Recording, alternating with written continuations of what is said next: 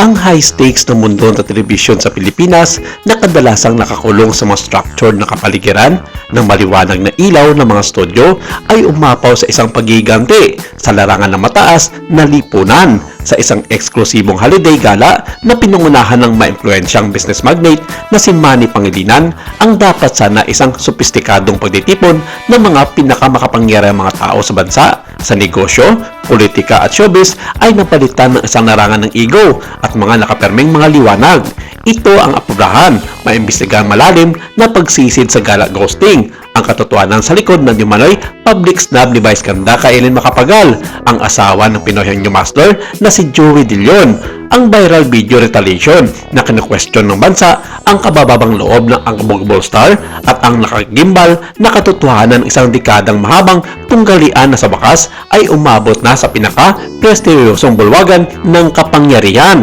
Ang taon ng Christmas party ni Manny Pangilinan ay maalamat, isang kota ng impluensya kung saan nakikahalubilo ang mga piling tao. Ngunit nitong nakarang gabi, hindi lang ang air conditioning ang nagpapalamig sa kwarto. The entourage of giants. Nagsimula ang insidente nang dumating si Vice Ganda kasama ang napakalaking powerhouse entourage, kasama sina Kim Chiu, Bong Navarro at ang maalamat na mag-asawang Regine Velasquez at Ogie Alcacid. Ang kanilang pagpasok ay isang payag ng pangingibabaw, isang hudyat na dumating sa puwersa ang pamilyang It's Showtime. The Bulaga contingent. Naroon na sa binyo ang mga ligi ng matagal ng Itbulaga, kasama sina Vic Soto, Jose Manalo at ang mabigat na si Joey De Leon na kasama ang kanyang asawang si Ellen Macapagal. Ayon sa maraming nakasaksi ng mga account at tagaloob ng industriya, ang mga pagbate ay pinagpalit sa halos lahat ng partido. Ang professional courtesy ay pinalawig sa pagitan ng mga veterano at mga sumisikat na bituin hanggang sa mag-cross ang landas ni na Vice Ganda at mag-asawang Joey at Ellen. Si Joey De Leon, na kilala sa kanyang katalinuhan at pagtanggi sa mga umatras sa isang away, ay hindi pinabayaan ang insulto na hindi nasagot.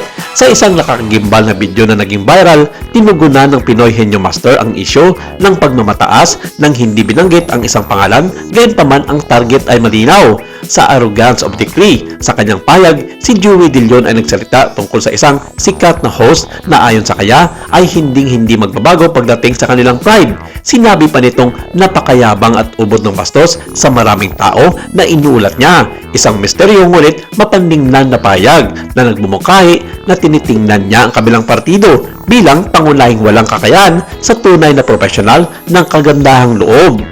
Ang obvious target, habang pinipigilan ni Joey De Leon na pangalanan ang mga pangalan, ang timing ng video at ang konteksto ng MVP party ay naging very obvious sa mga taghanga at kritiko na ang mensahe ay para kay Vice Ganda at itinatampok ng video ni Joey De Leon ang lumalagong damdamin sa industriya na ang bagong katanyagan ay sumasalungat sa lumang batayan ng pamana.